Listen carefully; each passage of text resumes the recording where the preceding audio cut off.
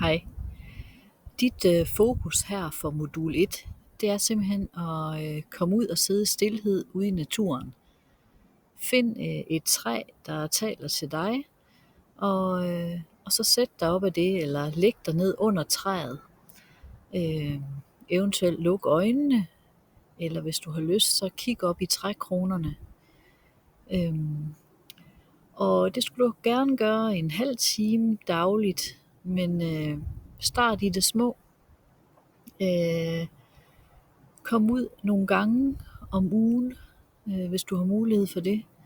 Og det er godt at gøre det i en halv time, men start i det små. Det kan være 5-10 minutter, og så øg langsomt tiden.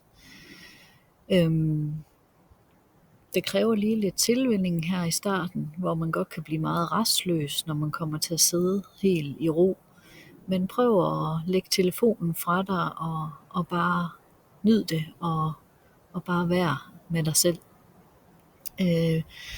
Hvis ikke du lige har mulighed for at komme ud i skoven hver gang, så prøv at bare sætte dig ude i din have og find et stille hjørne.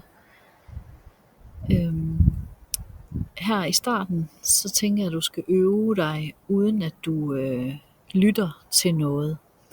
Men efter den her video, der lægger jeg nogle lydfiler ind, som du kan have i ørerne, hvis det kan hjælpe dig til at finde ro.